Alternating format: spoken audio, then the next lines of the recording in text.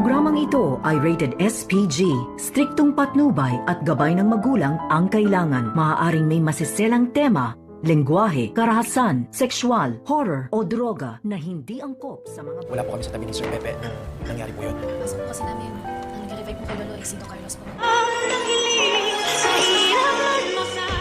Narito na nga ang ating pakabangan ngayong Biyernes sa Abot Kamay na Pangarap. Hindi nga natuluyan itong si Don Pepe, subalit ay nakumatos nga ito. At dito naman na nagtataka itong sina Giselle na kung papaano daw nangyari iyon na nag-cardiac arrest itong kanyang ama. At dito na sinabi ni Doc Lindon kay Giselle na wala daw sila sa tabi ni Don Pepe nang nangyari itong cardiac arrest. At dagdag pa dito ni Annalyn na naabutan na lamang daw nila itong si Doc Carlos na nag-revive dito kay Don Pepe. Kaya napaisip na naman itong si Giselle na baka may kinalaman talaga itong si Carlos Benitez na kung bakit biglaan na nag-cardiac arrest ang kanyang papa.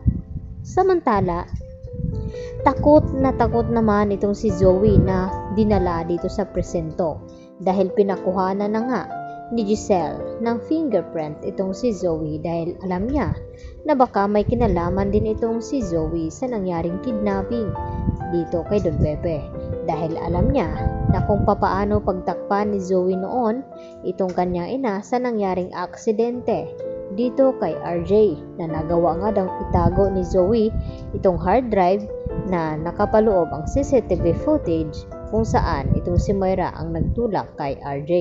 Kaya walang imposible na pwede rin niyang pagtakpan itong kanyang ina. At malakas talaga ang kutob dito ni Giselle na kapag may kinalaman itong si Moira ay may kinalaman din itong si Zoe.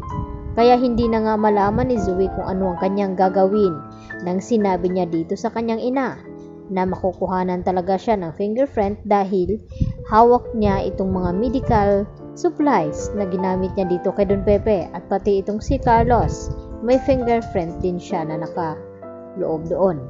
At dito nagalit itong si Moira na kung bakit ngayon lang daw sinabi ni Zoe sa kanya na nasa loob na nga sila ng presinto at papaano pa magawa ng paraan ni Moira na maabsuelto itong si Zoe sa mga akusasyon.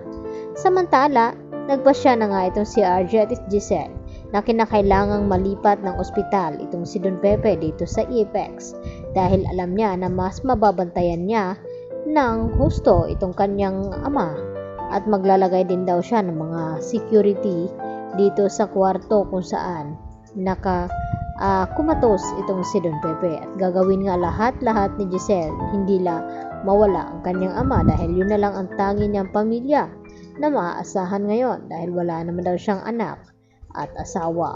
At dito naman na sinabi ni RJ kay Giselle na wag daw mag-alala dahil nandyan daw siya at ang kanyang mga anak. Subalit hindi kumbinsido itong si Giselle na talagang makakatulong itong si Zoe sa kanya. Kaya naman, gulat na gulat nga itong si Zoe na sabihin dito ni Giselle na kinakailangan makuha na ng fingerprint ito. Samantala, tila nababaliw na rin itong si Zoe sa kakaisip ng kanyang konsensya na kapag nawala nga itong si Don Pepe ay tiyak masisisi siya nito at malaking kasalanan ang kanyang nagawa. Kaya nang nagdadrive nga itong si Zoe ay hindi niya sinasadya na may mabunggo siya dahil sa inakala na itong si Don Pepe ang patawid doon. Kaya naman nagulat ito. Baka hindi magtagal ay mababaliw itong si Zoe hanggang siya na nga ang aamin sa kanyang ginawang aksidente dito kay Don Pepe.